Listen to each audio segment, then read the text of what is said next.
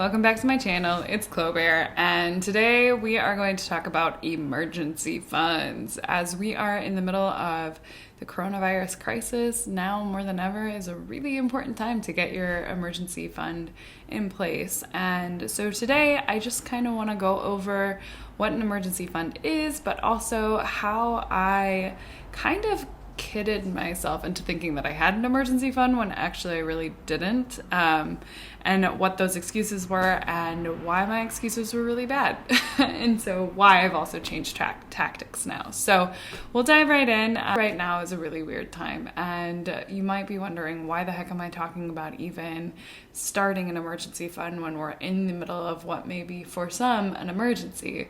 But the thing is even now, if you still have a job, or if your income has been cut slightly, or if you're working side hustles or things like that, now is the time to start an emergency fund if you haven't already done so. Even if you're saving $25 a month, that's going to help you along the way if you eventually lose your job, or if you hit a medical emergency or something other than that. That could literally mean the difference between you being able to keep utilities on in your house or not. So now is the time to start, and the best way to get started is just to get started. I'm going to dive into a little bit of my view on emergency funds pre-coronavirus, because they were a little bit different. Pre-coronavirus, I was pretty sure that I didn't really need an emergency fund, at least not an emergency fund that was 3 to 6 months, because I was fine. Because one, I have a pretty stable job. Two, you can totally use credit cards for everything these days. I think you can even pay your rent with credit cards. Three, even if I did lose my job, I'm pretty certain I'd get another job pretty quickly. And four, I have an investment. So with an investment, I don't necessarily need to worry about it, because I have a real estate investment that's almost $40,000, which would easily cover almost a whole entire year of expenses. Let's go over why those are actually bad excuses and why those aren't emergency fund. First of all, your credit card is just not an emergency fund. Let's say for some reason I lost my job. If I lost my job and I only had the savings that I have now, I'd only last about a month and a half on that savings, and I would eventually have to start using my credit card unless I started bringing in another kind of income. Let's say, so right now my emergency or my essential expenses cost about $2,800 a month. Usually in a good economy, it takes 3 to 6 months to find a new job. Let's do the math of using credit cards as emergency funds. So my essential expenses are $2,800 a month, and my credit card APR is 15%. If I lost my job and it took me 3 months to find a new job, I'd acquire about $8,400 in debt. And in that short time frame, I'd get charged an additional $1,200 in interest alone, for a total of almost $10,000 in debt.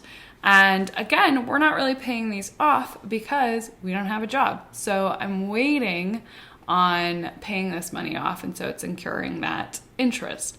So let's just say for some reason it takes me 6 months to find a job. I then have my credit card debt up to $16,800 at a 15% interest rate. That means that I would be paying $2,500 in interest, which would make my total debt for 6 months of not having a job and of 6 months of not having an emergency fund, it would be almost $20,000 of debt, which is extremely hard to pay off. So even if I got a job after all of this, after that 6 months, and I immediately got a job and was immediately getting paid, let's say I put $1,000 on that every single month, it would take me 20 months to pay that off.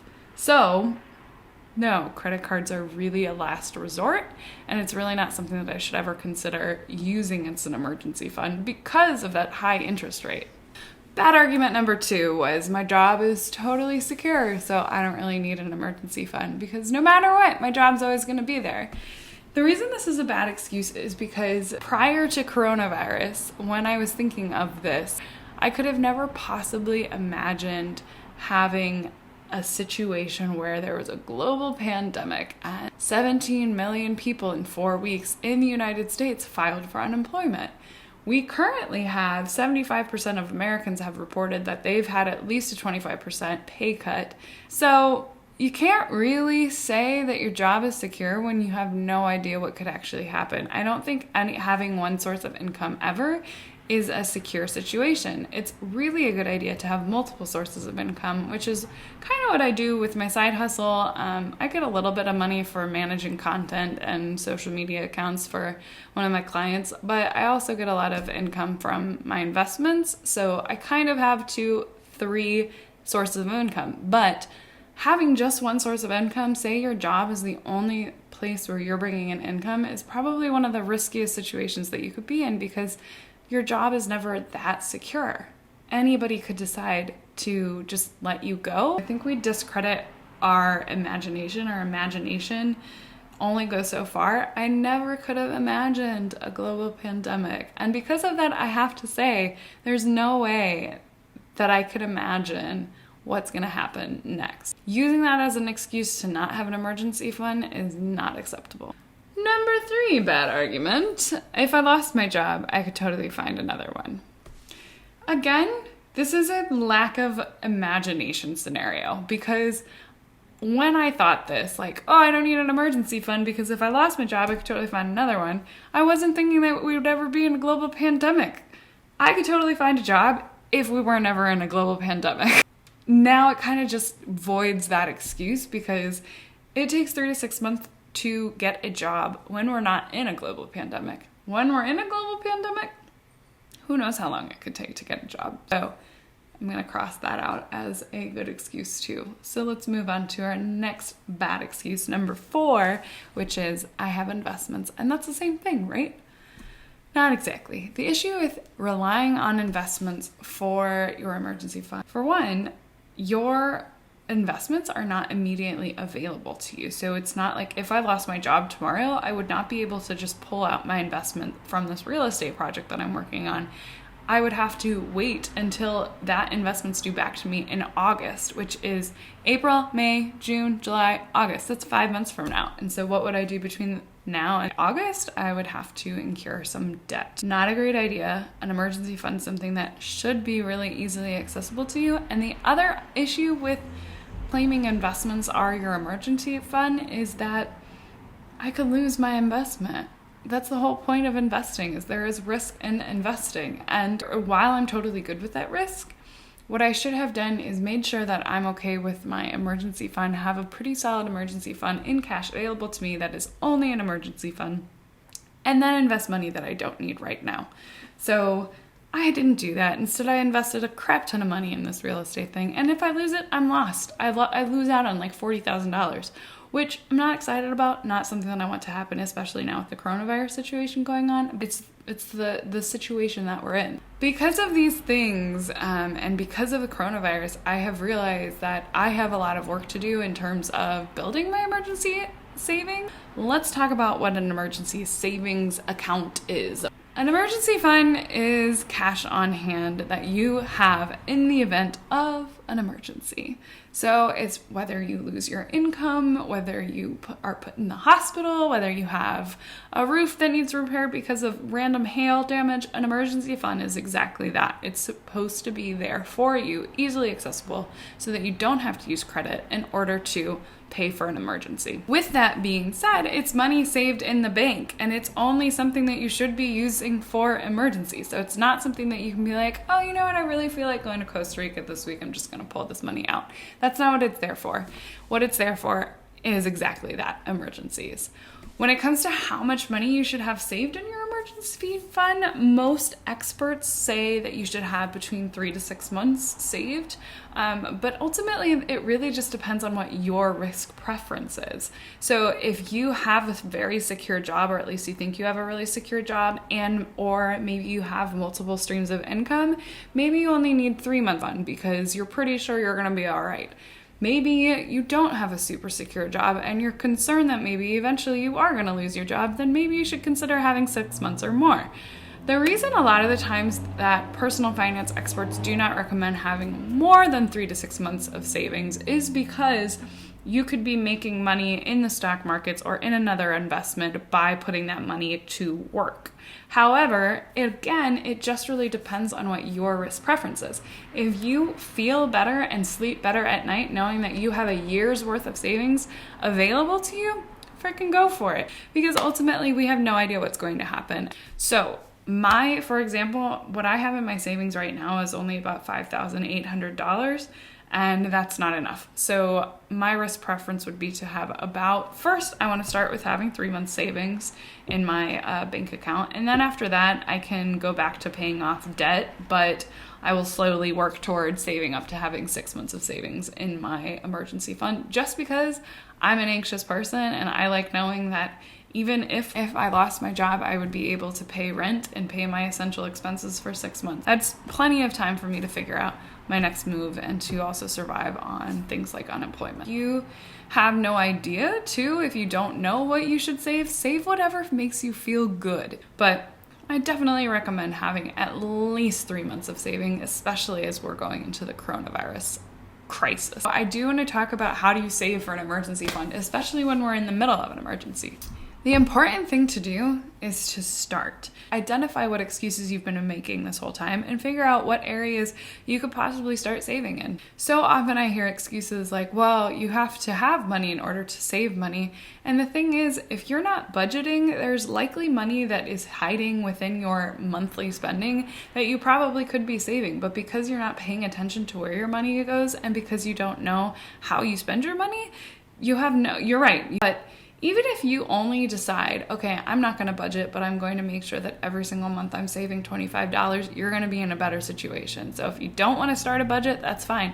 But make sure that you're paying yourself first by putting some money into the bank, and then you're spending the rest of the money or whatever it is.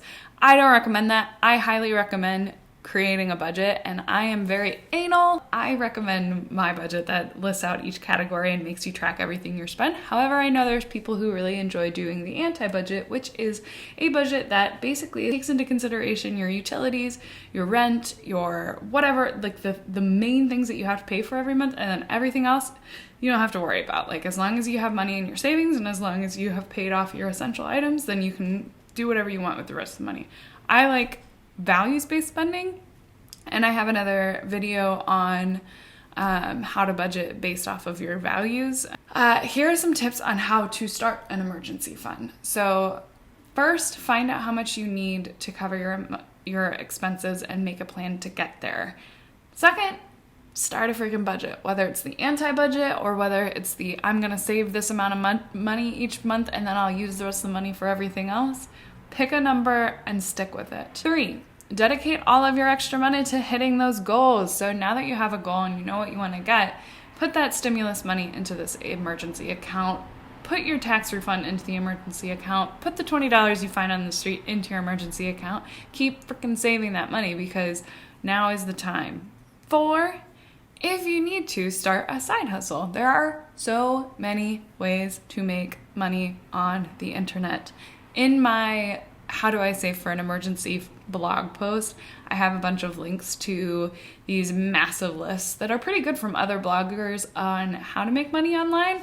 I highly recommend go checking it out. 5, decide what you can cancel in order to start saving money. If you are one of the people who says, well, there's no way, I don't have even $25 available, take a look at your budget. Are you spending money on Netflix? Are you spending money on takeout? Are you spending money on things that you could cancel or give up in order to put money into your savings? That should be your first priority. And if you're saying that you don't have $25 to save a month, but you're still watching Netflix and you're still getting your subscription of HBO Go, then you have money to save, but you aren't saving it. 6, once you have a big chunk of money or even just anything more than $1,000, open up a separate bank account for your savings so that it's not nearly as accessible as it is when it's directly in line with your checking account. Where should I save my emergency fund? Where should you save your emergency fund? Good places are online banks that are not nearly as accessible as your checking account. So like Ally has one. There's a lot of high yield interest savings accounts that they don't give you debit cards, they give you checks, or you have to make a transfer into your daily bank account. I recommend those because you aren't using that every day. So it's not something that you can like just go into and take money out of. You have to think about it and you have to do some work to get it. I would say anywhere you save your emergency fund, the best place is in a place that is accessible to you. So like not in an investment, but is more difficult for you to get out than your standard debit card. Bad places to store an emergency fund are a retirement account, your investments, real estate, under your mattress, in your dog's toy pen, and in a fancy new car. So again, it should be accessible. It shouldn't be already spent on something that you can't get your money back on, and it shouldn't be wrapped up in an investment. So that's pretty much it. If you have any questions on emergency fund, drop them into the comments. I would be happy to answer. And if you enjoy this content, please hit subscribe. And if you enjoyed this video, give me a like. So thank you so much. And I hope you guys are all doing well as we deal with this weird situation that is the coronavirus. But sending you some love, and I hope everybody's doing well. Thanks.